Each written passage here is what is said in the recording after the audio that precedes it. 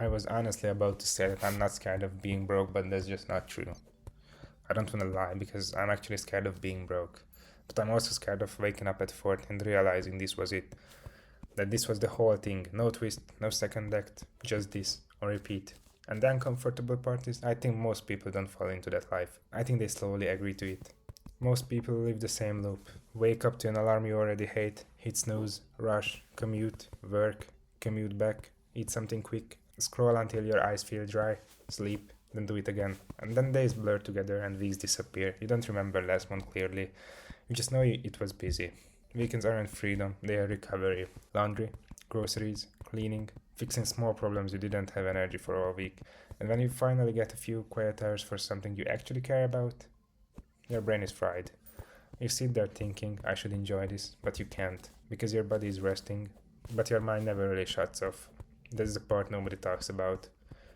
I remember the moment this really hit me. Nothing dramatic, no breakdown, just a normal weekday. Late afternoon, I believe. The kind of tired that isn't physical, just heavy. Like you're carrying a weight you didn't sign up for. I was sitting there thinking, if this already feels like this now, what does it feel like in 10 years? Same chair, same routine, same tired, just older. That thought scared me more than any risky business decision ever could. Because you can't recover from failure, you can't recover lost decades. I really don't think that this is what humans were built for. We weren't designed to live by alarms, to ask permission to take time off from our own lives, to trade most of our waking hours just to maintain survival. And I'm not saying jobs are evil. I'm saying we normalize a system where you rent time, you cap your upside, and call it stability. The goal isn't growth, it's endurance. Just make it to Friday. Just make it to your fucking vacation. Just make it to retirement, which might never even come. And that's not ambition, that's just coping. Modern slavery doesn't look violent, it looks responsible. It sounds reasonable, and it sounds like at least it's safe, it's consistent. That's just life. And slowly, you start planning your entire happiness around vacations. 2 weeks a year, maybe three if you're lucky. And the crazy part, you start defending it. You say things like, well, not everyone can do more, as if freedom is a personal trait, not a risk tolerance. That's not freedom, that's a cage with padding. From the moment you're young, you're trained to want comfort over possibility. Be realistic, don't take risks, play it safe. And anyone who questions that path is called reckless, immature, delusional. And I've been through that. I was taught to be realistic and play it safe. I've been called reckless, immature, and delusional. But guess what? I'm not giving up. I'm not gonna spend 40 years doing something that I don't even like. But nobody calls that dangerous. To postpone your life until later. Later is the most expensive word there is. There's nothing you can buy that's more expensive. But you can buy time. That's the only thing you can't afford, no matter how rich you are. I picture two futures. In one, I wake up early for a job that I tolerate. I do good work. I'm responsible. I come home tired. And there's nothing wrong with it, but the ceiling is fixed. My time is capped, and my options are narrow. Every year looks suspiciously similar to the last. Same conversations, same complaints, same one day dreams. In the other future, I work more hours, more pressure, more responsibility, more uncertainty. But my time is mine. Every sacrifice compounds, every skill stacks, every year changes something. One life is safer, the other feels alive. And the scariest part?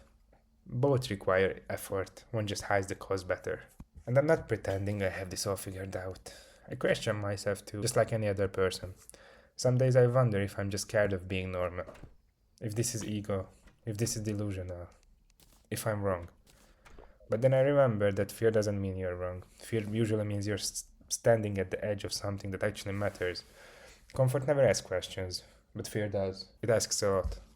Owning a business isn't freedom in a lazy sense, because you don't clock out, and weekends have much more responsibility than any job ever. Some days are 10 to 12, even 16 hours long, and some days you feel like nothing moves. But it's a different kind of tired and a different kind of stress. Not the tired of survival, but the tired of construction, the tired of knowing that even bad days move you forward. When you work for yourself, effort isn't erased every morning. It stacks, and that changes how tired feels. But not every business owner dreams about the same thing. Some just think of it as a job. You go in, you do the work, you come home, and they don't want to really grow their business. They are happy with making a little over minimum wage and just living life like that. A little family business, and there's nothing wrong with it. But I want the uncapped potential. I want the growth that some people can't even imagine. I want that. I will do anything in my power to achieve that. And I don't think wanting what I want makes you greedy. Wanting time, freedom, and options isn't greed. It's self respect. And money doesn't erase values, it reveals them. No matter how much money I'd ever have, I would still fix things myself, still work with my hands, and still take responsibility. That's how I grew up. That's how my father lived.